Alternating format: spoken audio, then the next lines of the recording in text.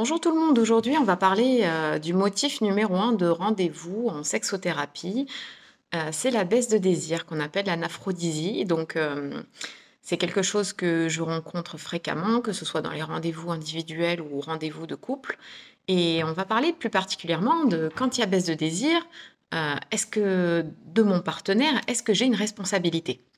Donc, cette question, elle est un peu complexe parce que, il y en a certains qui vont réagir en se disant: «Beh, d'un côté, cette baisse de désir, elle lui appartient» et puis il y en a d'autres qui vont se sentir responsables. Alors quelle est la réponse?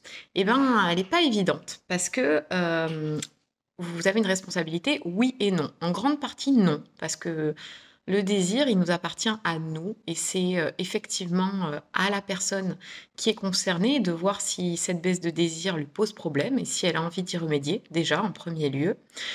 Et enfin, est-ce que c'est à elle d'aller le chercher, au fond d'elle, ce désir? Parce que en fait, on oublie souvent, mais l'organe, numéro un du désir, bah, c'est le cerveau, c'est pas au niveau du corps que ça se passe. Donc, déjà comprendre qu'est-ce qui se passe dans la tête, pourquoi, il y a eu cette baisse de désir et puis procéder par élimination parce que, il y a plein de choses qui peuvent provoquer, des baisses de désir, des médicaments, la pilule, tout ça. Donc, il y a ça déjà à éliminer et ensuite vous, par rapport, si vous êtes le partenaire ou la partenaire, quel est votre rôle? Beh, effectivement, il y a quand même un petit pourcentage qui vous appartient parce que, si jamais, votre partenaire, il a une baisse de désir, faut lui demander: «De quoi tu as besoin? Qu'est-ce qui pourrait t'aider? Qu'est-ce que» et lui poser des questions. «De quoi tu aurais envie?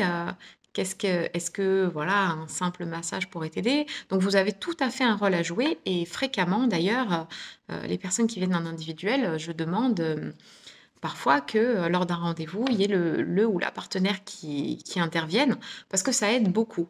Donc voilà, la réponse est un peu mitigée. En grosse partie, ça appartient à celui qui a la baisse de désir, évidemment. Vous n'êtes pas responsable, mais vous pouvez tout à fait participer, à l'aider à retrouver sa baisse de désir. Donc vous avez un rôle important à jouer. Voilà, bah, écoutez, je vous souhaite une excellente journée. Au revoir.